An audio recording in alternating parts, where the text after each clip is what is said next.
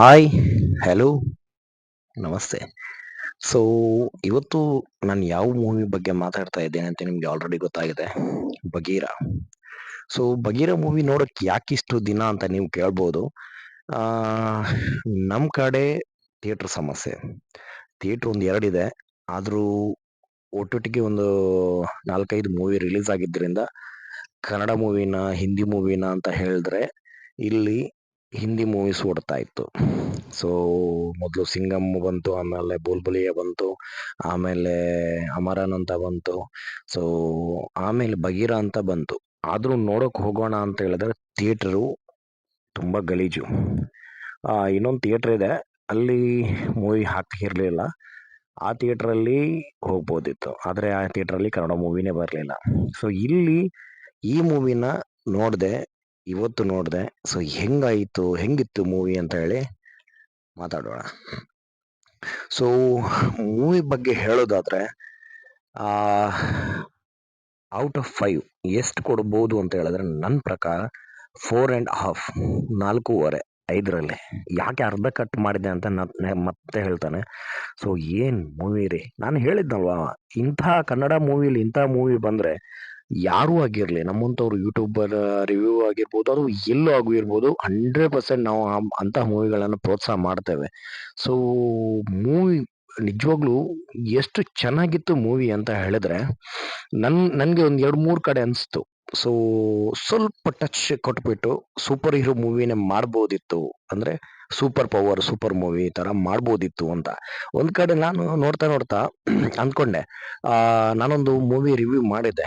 ತುಂಬಾ ಕಮೆಂಟ್ ಎಲ್ಲ ಬಂದಿತ್ತು.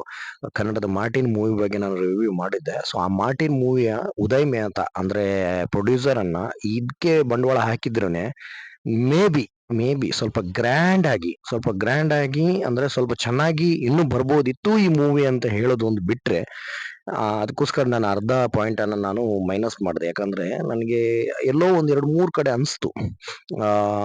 ಒಂದು ಸ್ವಲ್ಪ ಗ್ರ್ಯಾಂಡ್ ಆಗಿ ಅಂದ್ರೆ ಒಂದು ಸೂಪರ್ ಪವರ್ ಅನ್ನೇ ಕೊಟ್ಬಿಟ್ಟು ಸೂಪರ್ ಹೀರೋ ತರಾನೇ ಒಂದು ಪ್ರೆಸೆಂಟ್ ಮಾಡ್ಬೋದಿತ್ತು ಮೂವಿ ಅಂತ. ಆದ್ರೂನು ಎಲ್ಲೂ ಕಾಂಪ್ರಮೈಸ್ ಆಗಿಲ್ಲ. ಪ್ರಶಾಂತ್ ನೀಲ್ ಅವ್ರ ಕತೆ ಅಂದ್ರೇನೆ ಹಾಗೆ, ಎಲ್ಲೂ ಕಾಂಪ್ರಮೈಸ್ ಆಗಲ್ಲ. ಆದ್ರೂನು ಸೂರಿ ಅವರು ಆ ತರ ಮೂವಿ ಮಾಡಿದಾರೆ. ನಿಜವಾಗ್ಲೂ ಹೇಳ್ತೇನೆ, ಈ ಮೂವಿಗಳನ್ನ ದಯವಿಟ್ಟು ಕನ್ನಡ ಮೂವಿನ ನೋಡ್ಕೊಳ್ಳಿ. ಅಂದ್ರೆ ನೋಡಿ, ಥಿಯೇಟರ್ ಅಲ್ಲಿ ನೋಡಿ ಅಂತ ಹೇಳ್ತೇನೆ. ನಾನು ನೋಡಿದ್ದು ಲೇಟೇ. ಆದ್ರೂನು ಲೇಟ್ ಆದ್ರೂ ಪರವಾಗಿಲ್ಲ. ನಿಮ್ಗೆ ಎಲ್ಲೆಲ್ಲಿ ಅವೈಲೇಬಲ್ ಇದೆಯೋ ದಯವಿಟ್ಟು ನೋಡಿ.